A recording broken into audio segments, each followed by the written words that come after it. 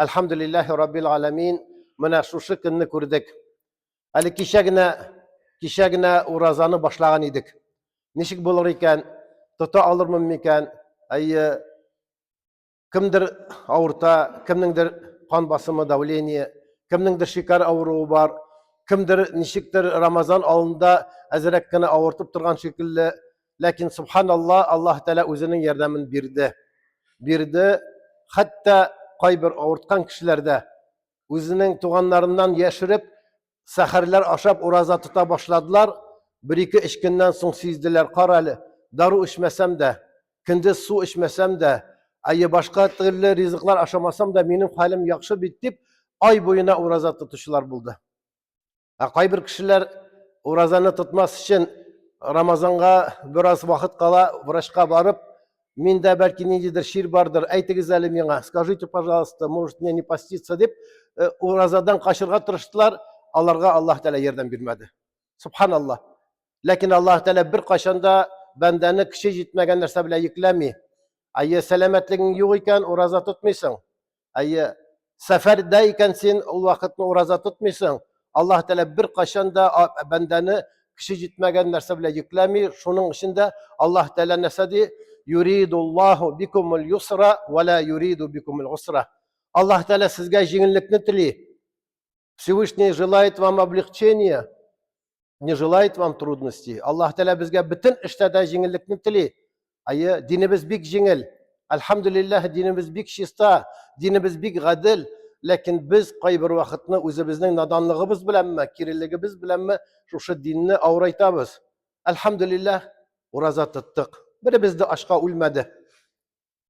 Rizikinin kadrini bile turgan, vakitinin kadrini bile turgan, bir-birimizge sabırlık bile indeşe turgan, bir-birimizni gafu ite turgan, hem de ay boyuna kileşecek 11 ayga enerjiye, takat ciye turgan ay ötte de gitti.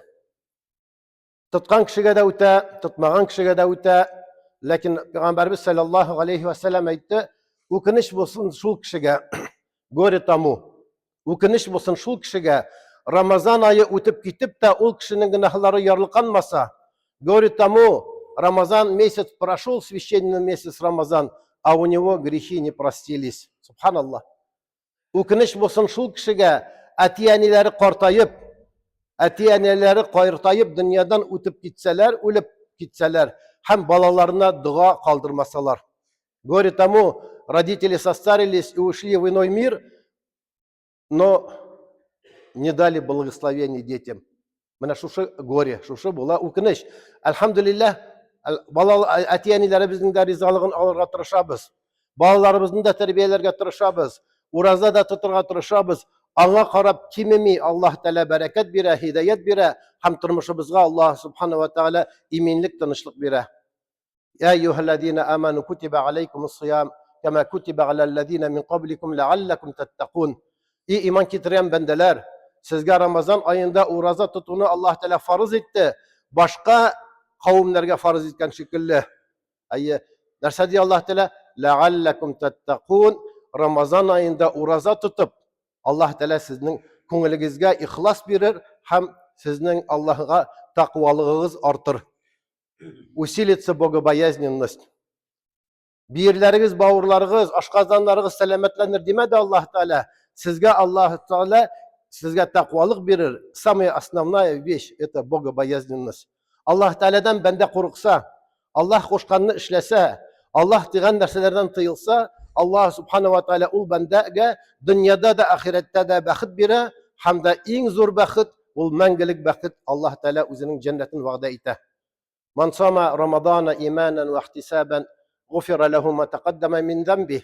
Bu hadisini çok işitkeniniz var. Men sama Ramazana, kim ay boyuna uraza tutsa, imanen ve ihtisaben. Şun ihlas bilen Allah'a ışanıp, hem ecrin savabın Allah'dan kütü. Kimdir maktar deyip tügel, кто-то похвалит, кто-то увидит, что я пощусь. Yok. Allah Teala'dan ümit edip, с надеждой, ждя вознаграждения от Всевышнего. İhlas bilen, с искренностью, bende eğer de ay boyuna uraza tutsa, غُفِرَ لَهُ مَا تَقَدَّمَ مِنْ ذَنْبِهِ. Элекке булган гөнаһларны Аллаһ Тәгалә ярлыкый. Грехи, которые он совершал в течение года, Всевышний простит. Бер кем янына барасы юк, мөфти янына да барасы юк, башка кеше янына да барасы юк. Отпустим грехи мои дип тә бер кемнән сорыйсы юк. Аллаһ Тәгалә белән сөйләшү, ләкин Аллаһка бирергә кирәк башта. Аллаһ Тәгалә безнең белән сауда кыла, торгуется Всевышний с нами. Как? Ты поклоняйся, благодари меня, а я тебе дам. Менә шулай. Шушы ураза вакытыбызда, ифтар кылганда, авыз ачырга 1-2 минут калган вакытта кулларыбызны күтәреп, "Я Раббым, уразамны тоттым. Син фарыз иткән идең, уразамны тоттым.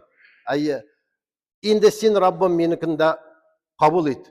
Нәрсә? Балаларыма тәүфик бир, үземә сәламәтлек бир, эшемә уңышлыклар бир, хатыныма сәламәтлек бир, әти-әниләрем миннән разый булсалар иде, мәйетләребезнең рухларын шат кылсаң иде" дип, менә шушы Аллаһ Тәгалә белән сөйләшәбез. Аллаһ белән сауда итәбез. Ураза ул сабырлык айы. Месяц терпения. Бер-беребезгә кайбер вакытны бик каты ачуланабыз, бер вакыт кызабыз, начар сүзләр әйтүебез мөмкин. Ләкин Рамазан айында Аллаһ Субхана ва Тәгалә безгә аерым көч бирә, аерым сабырлык бирә, отдельно дает возможность терпеть. И мы сами удивляемся, как в другие, если было в другое время, наверное, не выдержал бы, сказал бы, я ведь 100% прав, но прав булсаң да, синең эндәшмәвең хәерлерәк. Кемдер сине рәнҗетсә, кемдер сиңа начар сүз әйтсә, кемдер сине кимсетсә, кычкырышманың белән. Ана саим, гафу ит, мин ураза. Я пощусь, поэтому не буду, наверное, тратить время, и чтобы мой пост принялся, я промолчу. Субханаллах. Шулай итеп бәндә ирәнә, сабыр итәргә дә, ризыкның кадерен белергә дә, вакытның кадерен белергә дә. Карагыз, ризыкның кадерен беләбез. Хәтта суның тәмен аңлыйбыз. Каткан ипи булса да шуның тәмен аңлыйбыз. Субханаллах. Ач кешеләрнең хәлләрен беләбез. Һәм шунда башка вакытны күрешмәгән кардәшләребез белән ифтарда күрешәбез. Карагыз, ай буена ифтарларга җирдек. Ай буена әле тегесе чакыра, әле монсы чакыра. Елына бер тапкыр гына чакыралар. Яки анда башка төрле бәйрәмгә бер генә була. Ямында ай буена бер-беребезгә кунакка җирдек, чакырдык, ярдәм иттек. Каялы мискиннәр бар, каялы факирләр бар. Где сироты, где вдовы, где нуждающиеся, дип изли шуларга садакалар бирдек. Ла янкусу маля мин садака. Бер кашанда садака бирү белән мал кимеми. Бер кашанда садака бирү белән мал кимеми, Пәйгамбәрбез 3 тапкыр кабатлады. Никогда не убавится, никогда не убудет, если человек даст милостину. Бу яктан бирсәң 5 тиен, тиң яктан 5 сумны Аллаһ Тәгалә кайтара торган була. Нәрсә белән кайтара? Сәламәтлек белән, тәүфик белән, балаларыбызның тәүфигы белән, үзара тынычлык белән. Не все деньгами изменяется. Шуның эчендә Аллаһ сакласын, кемнеңдер күзе күрмәсә, кемдер колагы ишетмәсә, аягы җирмәсә, кемнеңдер җөрәге начар эшләсә, аны бит бер нәрсә белән дә сатып алып булмый. Врачларга күп генә акча бирәбез. Алар да ярдәм итә алмыйлар. Шуның өчен һәрбер үзебезнең сулаган өчен Аллаһ Субхана ва Тәгаләгә рәхмәтләребезне белдерергә тиешбез булабыз. Мөхтәрәм газиз кардәшләр, бүген бәйрәм. Biz вагызны бераз гына соңрак башларга тиеш идек, ләкин халык шул хәтле күп килгәч, без инде иртәрәк башларга булдык, чөнки аның тәртибе бозылмый аңа карата. Шуның өчен бу вагыз сөйләү дигән сүз, менә монда килдегез, балаларыгызны алып килдегез, җәмәгатьләрегез, әти-әниләрегез сезне матур итеп узатып калдылар, проводили вас на этот праздник. Это уже вагыз, это уже проповедь.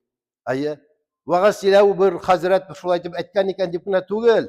Менә шушы үзебезнең күркәм гадәтебез, личный пример, үзебезнең тәртипле булуыбыз, Аллаһ Субхана ва Тәгаләнең әмренә буйсынып, ураза тотып мәчеткә йөрүебез, менә шушы инде вагыз, мөхтәрәм газиз кардәшләр. Ләкин шулай булса да, исегезгә төшерәм кайбер нәрсәне. Иң беренче без Аллаһның барлыгына, берлегенә иман китәргә тиеш. Аманту биллаһи.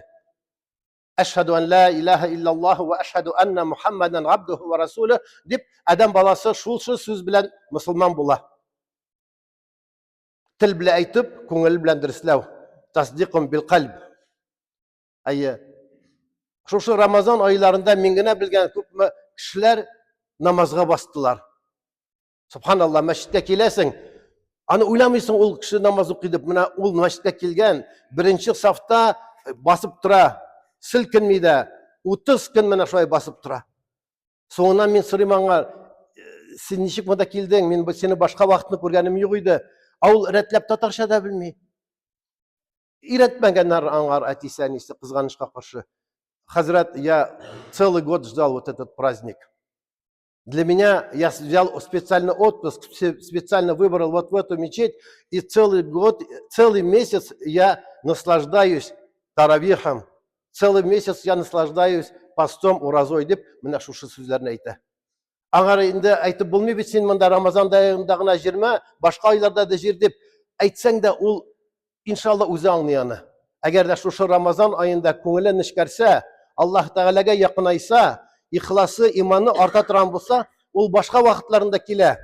Шуның өчен син әле намаз укымыйсың, ураза тотырга ярамый, кирәкми дип кешегә әйтеп булмый. Тотсын уразасын, китсен гомрәгә, барсын хаҗга, менә шундагы хәлләрне күреп, андагы хикмәтләрне күреп, кайткач ул намазын да укый торган була. Шуның өчен Пәйгамбәрбез саллаллаһу алейхи ва саллям нәрсә диде? Яссиру ва ла тугассиру, башширу ва ла тунаффиру. Җиңеләйтегез, авырайтмагыз. Җиңеләйтегез, авырайтмагыз. Облегчайте, не осложняйте. Религия очень легкая. Иногда мы сами, к сожалению, иногда мы делаем такие трудности сами себе. Баширу ва ла тунаффиру. Радуйте людей. Радуйте. Кешеләрне сөендерергә кирәк, шатландырырга кирәк. Бер мөселман икенче мөселман белән күрешкән вакытта аңар елмайса, если он улыбнется брат мусульманину другому своему брату, это уже садака. Это уже садака. Но к этому, иншаллах, вернемся. Аллах субхану ва тааля Коръан Кәримендә безгә өйрәтә, ант итә Аллаһ Тааля. Всевышний клянется вещами, которые всегда составляет какую-то ценность. Без дә кайбер вакытта ант итәбез. Икмәктер, ипидер, әнидер, әтидер дип әйткән булабыз. Алай ярамый.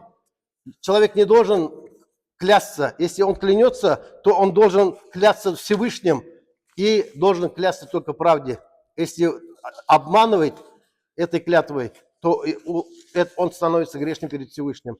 Иногда мы, чтобы продать товар, чтобы что-то купить, чтобы что-то пронесло, мы клянемся, в Аллахе это такой, в Аллахе хороший, в Аллахе не надо клясться. Но Всевышний клянется вещами, которые очень дороги для него. Аллах субхану ва тааля әйтә, ла кыямәт көне белән ант итеп әйтәм. Судный день. Кемдер әйтә потусторонний мир, кто әйтә загробная жизнь. Нәрсә булса да без, мөселманнар, үлгәннән соң терелүгә иман китергә тиеш. Должны верить в судный день, загробную жизнь, потустороннюю жизнь. Әгәр дә бер кеше Аллаһның барлыгына, берлегенә, пәйгамбәргә, китапларга, фәрештәләргә иман китереп, үлгәннән соң терелүгә иман китермәсә, аның иманында файда юк. Нет никакой пользы в его вере. А какой смысл читать намаз, поститься и не верить в загробную жизнь, в вечную жизнь? Аллах Тааля шушы кыямәт көне белән ант итеп әйтә, ла уқсиму бияумил кыяма. Кыямәт көне белән ант итеп әйтәм. Ва ла уқсиму бин нафсил лаввама. Нафсил лаввама. Без һәр вакыт үзебез белән канагать түгел. Мы всегда чем-то недовольны. Даже если сделали хорошее, нам кажется, можно было больше сделать. И не дай Бог, если сделали плохое, кого-то обидели, кого-то оскорбили, у кого-то украли, мы потом каемся. Душа, она должна быть всегда неспокойной, самого себя порицающей. Аллах Тааля вот этой душой клянется. Субханаллах. Кыямәт көнендә адам баласы үзенең кылган изгелекләрен күрер дә, сиенер, шатланыр да, һәм җәннәтнең дә берничә ступень икәнен, берничә дәрәҗә икәнен күрер дә, нигә күбрәк ураза тотмаганмын, нигә күбрәк намаз укымаганмын, нигә Рамазанда күбрәк Коръан укымаганмын дип үкенә. Менә әле дә без уйлыйбыз, Рамазан үтте, а можно ведь больше сделать. Можно было больше Коран почитать, можно было больше с детьми, со внуками посидеть. Это хорошо, это нормально. И вот этой душой Allah Teala клянется. وَلَا أُقْسِمُ بِالنَّفْسِ اللَّوَّامَةِ أَيَحْسَبُ الْإِنسَانُ أَلَّنْ نَجْمَعَ عِظَامَهُ. Адам баласы уйлыймы ди, Аллах Teala әйтә. Шушы сөякләрне без үлгәннән соң безне күмәләр. Берничә еллардан соң безнең сөякләребез чери, истлеют наши кости, превратятся в что? Превратятся в прах. Шул вакытны кайбер кешеләр шушы булган килне, шушы булган сөякләрне, шушы булган тузанны синең Аллаң яңа баштан җир дип уйлыймы? Есть такие люди, были такие люди, которые говорили пророку, саллаллаху алейхи вассалям, неужели твой Господь соберет вот эти кости, вот этот прах по новой соберет? А я, Аллах субхану ва тааля айта, «Баля кадирина аля ан нусауя банана». Да, соберет. Соберет все, что было, и восстановит каждый орган, каждый агза, һәрбер агза үз урынына кайта. Ул гына түгел, банана. Банана деген сөз отпечатки пальцев. Сегодня по всем мире берут отпечатки пальцев. Сколько миллиардов народу есть, проживет, проживает и будет проживать. Ни одного одинакового отпечатка пальца нету. Субханаллах. Сетчатки глаз ни у кого не одинаковые, все разные. Голос тоже разный. Субханаллах. Аллах сотворил. Аллах Тәала әйтә, шушы сөякләрне җыю гына түгел, хәтта сезнең бармак эзләрегездә үз урынына кайтыр. Субханаллах.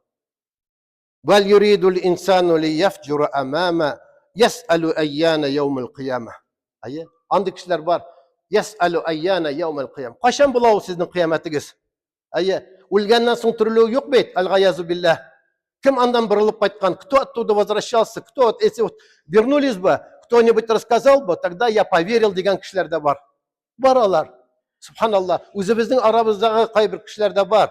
Вот ты намаз читаешь, водку не пьешь, там не гуляешь, рахатланып типтиреп калмыйсың. Ая, кем андан борылып кайткан, кем анда сөйләгән?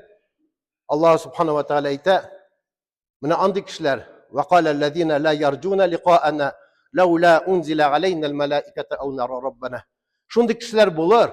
Алар әйтерләр, әгәр дә Аллаһ Тәала асманнан, һавадан саф-саф булып фәрештәләрне төшерсә, вот когда ангелы сойдут с небес рядами и покажутся мне, тогда я поверю.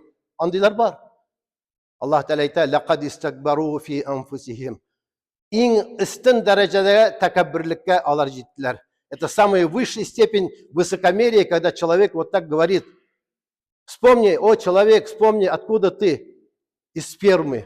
Откуда и куда? Из спермы. Ты был сначала кровью, сначала сгусткой, а потом уже Всевышний создал через 4 месяца, 10 дней, Всевышний создал тебя как человека, а потом в дух тебе Аллах Субхану ва Тааля вселил.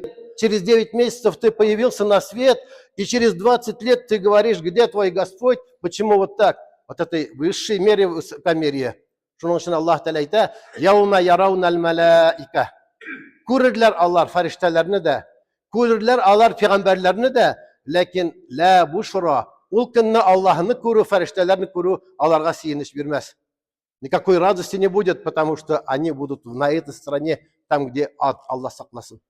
Шуның өчен мөхтәрәм газиз кардәшләрем, дөньяда яшәгән вакытта Аллаһ Тәаләнең барлыгына, берлегенә без инанырга тиеш.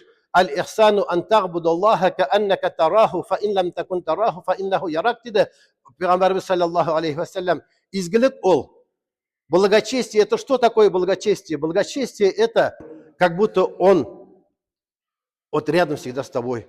Даже если ты его не видишь, он всегда тебя видит. Менә бу була изгелек. Аллаһ Тәаләне син күрмәсәң дә ул сине күреп тора. Каягына булсаң да Аллаһ Тәалә күреп тора бит дип эшләү, вот бу изгелек була, вот это будет благочестие. Шуның өчен мөхтәрәм газиз кардәшләр, ураза безне шушы тәртиптә тота торган нәрсә.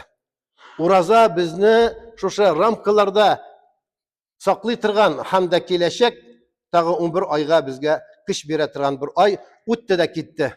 Үтте дә китте. Кемнәрдер шушы айны күрмәделәр. Былтыр ураза тоттылар безнең белән, дуа кылдылар, ләкин менә Аллаһ Тәалә аларны яшәтмәде.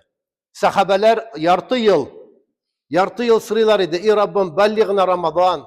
И Раббым, безне Рамазанга ирештирсәң иде, Рамазанны күрсәк иде дип. Рамазан үткәннән соң, я Рабби, тaqabbal минна Рамадан. И Раббым, безнең уразабызны кабул ит дип.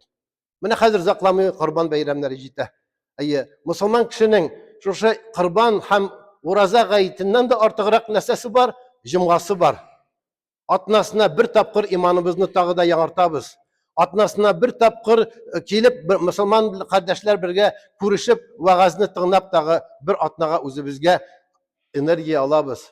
Ас-салаватул хамсу вал джумгату иля джумга ва рамадану иля рамадана мукаффиратун лима бейнахунна иза жтунибатил кабаиру диде Пәйгамбәрбез саллаллаһу алейхи ва саллям. Джумга белән джумга арасы, Рамазан белән Рамазан арасы, 5 вакыт намаз аралары, между 5 намазами, между 2 пятницами, между 2 праздниками Аллах бәндәне гынахларын ярлыкый, автоматически прощает его мелкие грехи, если будет он сохраняться от больших грехов. Қарағыз, беркемгә дә барасы юк, беркемдә дә сырысы юк. Ихлас белән, сәҗдә белән Аллаһ Таала мине гафу ит дип сорадың икән, Аллаһ Таала гафу итә. Рабби гфирли вархамни вагафини. Аллаһумма иннака гафуун тухиббул гафва фаъфу ганни. Менә бу дугаларны без Рамазан аеның актык 10 көнендә укыдык. Аллаһумма иннака гафуун, и Раббым, син гафу итүче зат. О Всевышний Аллах, ты прощающий. Мы должны прощать друг друга. Братьев, сестер, родственников, соседей, друзей. Если было что-то между нами, вот в Рамазан мы должны простить. У другой религии есть дни благодарения, дни прощения, а у нас есть пятница, у нас есть вот эти праздники Ураза и Курбан. Мы всегда должны просить у друг друга. И когда читаем намаз, вот читать будем сегодня аид намаз, доживем до зухр намаза или нет, не знаем. Читаем зухр намаз, доживем до аср намаза или не знаем. Поэтому каждый намаз мы должны читать, как будто последний намаз. И поэтому каждый раз мы должны прощаться с детьми, с женами, с родственниками, как будто мы их видим последний раз, потому что не знаем, что такое случится в дороге. Поэтому Всевышний прощающий, мы должны прощать. Аллах Таala гафу итүче зат, без дә бер-беребезне гафу итәргә тиеш. Тухиббул гафва, и Раббым, син гафу итүне яратасың, фаъфу ганни, минем гөнаһларымны гафу ит. Менә шушы бер генә сүз, фаъфу ганни, о Аллах, прости мои грехи дигән сүз кабул булса, Аллаһ Таала безнең калган эшебезгә бәрәкәт бирә торган була. Тагы да бер кыска гына дуга сезгә аны өйрәткән идем. Рабби гфирли вархамни вагафини. И Раббым, минем гөнаһларымны гафу ит, прости мои грехи, вархамни, помилуй меня. Тагы да бар, вагафини, миңа сәламәтлек бир. Менә монда врачлар утыра. Әйе, монда әтиәниләр. Сәламәтлек булмаса, бу мәчеткә килә алмас идек. Сәламәтлек булмаса, ураза тота алмас идек. Сәламәтлек булмаса, хаҗга, гомрәгә бара алмас идек. Шуның өчен сәламәтлек кирәк. Мусламан кеше көчле булырга тиеш, сәламәт булырга тиеш, бай булырга тиеш.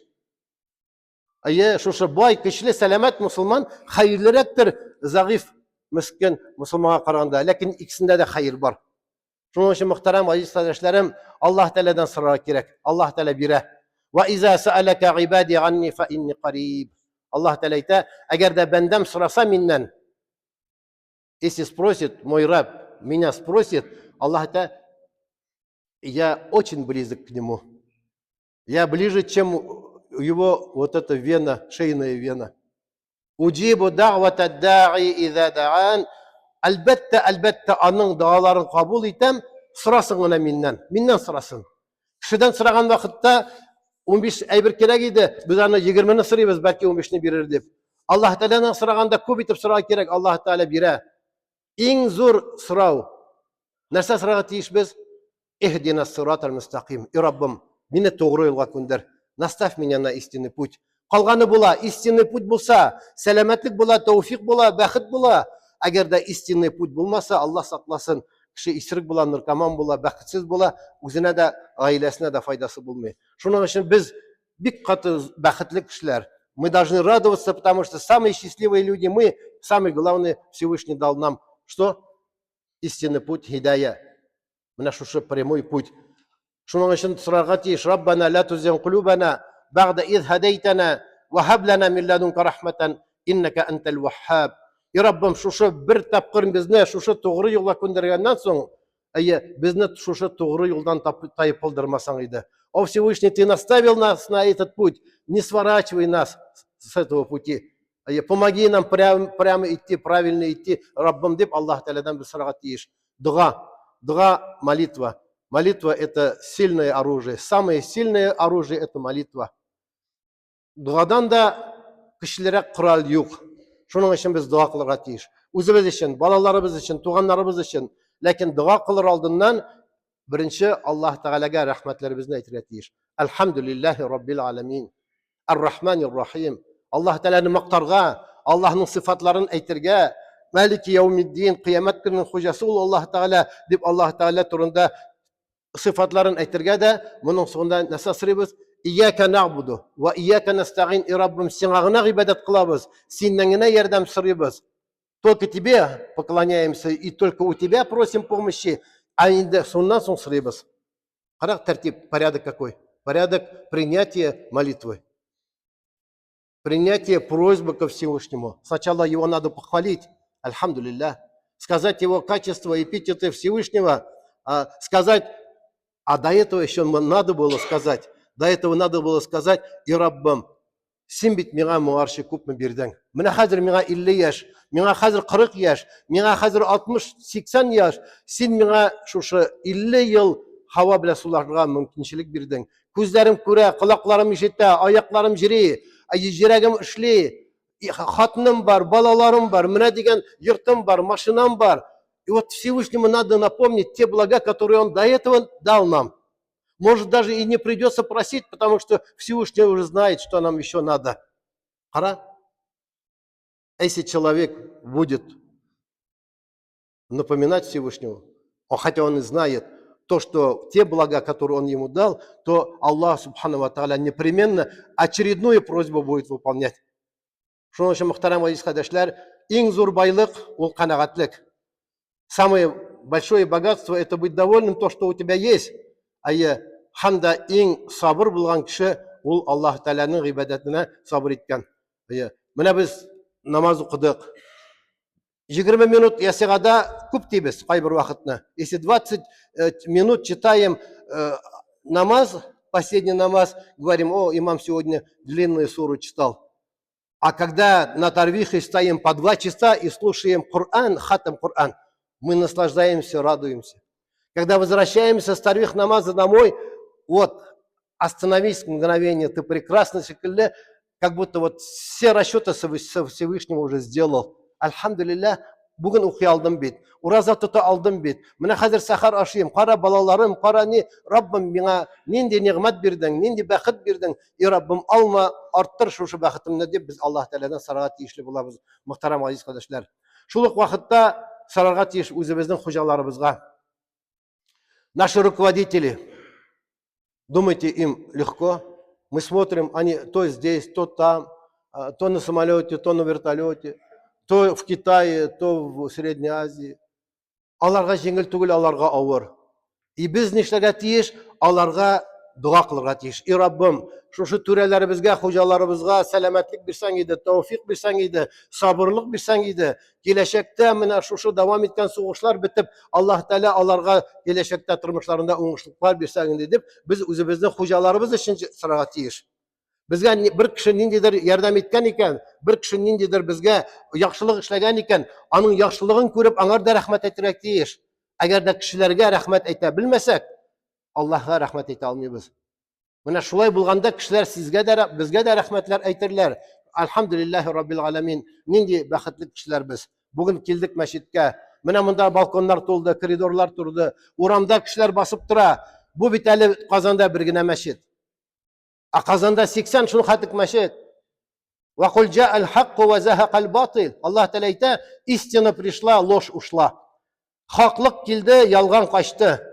Религия опиум для народа дип безнең муллаларыбызны сөргенгә җибәреп, андагы библиотекаларны, китапларны, Коръәннәрне ягып, мәчетләрне пивнушкалар иткәннәр иде. 70 елдан соң барсы да кайтты. Нәрсәгә? Чөнки дин алтын, ул көмеш, ул алмаз, изумруд. аны тирескә күмеп куйсаң да, аны кая гына пычракка ташласаң да, җилләр исү белән, яңгырлар ягу белән, менә шушы алтын алтын булып кала, дин булып кала. Дин бетте инде дигән кеше ул үзе бетте. Все, религия, все закончилось, уже все. Вот мы последние там уйдем, а потом религии больше не будет. Әйтте мискин ул үзе бетте. Аллаһ Тәала Коръән Кәримдә әйтә: "Ман яртадда минкум ан динихи, фасауфа яъти Аллаһу биқауmin юхиббухум ау юхиббунаху." Сезнең арагызда бер кеше мөртәт булып китсә, Аллаһ сакласын. Мөртәт нәрсә ул? Отступник веры. Он молился, постился, а потом бросил. Есть такие, к сожалению. Есть такие девушки, которые читали намаз Корана, одевали хиджаб, а сегодня они блогерши и говорят: вот, мы должны иметь свое пространство и не надо принуждать в исламе. Yok, Аллах Тәала әйтә, әгәр дә сез диннән мөртәт булып китсәгез, если кто-то отступится от религии, фасауфа яъти Аллаху биқауmin юхиббухум ау юхиббунаху. Вместо вас Всевышний пошлет других, которые будут лучше, чем вы, и чище, чем вы.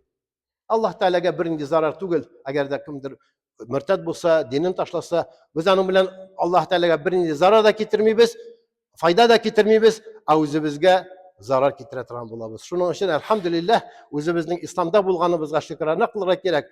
Аллаһ Субхана ва Тәгалә шушы намазларыбызны, уразаларыбызны, тәрбихларыбызны кабул итсен. Дөньядан үткән әти-әниләребезнең Аллаһ Тәала рухларын шат кылсын. Иленмәгән, кияүгә чыкмаган газиз балакайларыбызга Аллаһ Тәала хәерле бәндәләр насыйп әйләсен. Мәктәптә укучы, завод, фабрикларда эшләүче, бүген СВОдагы булган кардәшләребезгә Аллаһ Тәала эшләрендә хәерле уңышлыклар бирсен. Сау сәламәт хәлендә үз ватаннарына кайтып, шушы безнең белән бергә сәҗдә кылучылардан кылсын. Мәчетләребезнең, мәдрәсәләребезнең дәвамы өчен биргән хәер садакатларны Аллаһ Тәала кабул итсен. Мөхтәрәм газиз кардәшләр, Аллаһ Тәала безне әбиләр әйтмешли, ике ай бердән сугыштан, ачлыктан сакласын. Есть две страшные вещи, это голод и война. Менә шушы сугышны, ачлыкны Аллаһ Тәала бирмәсен.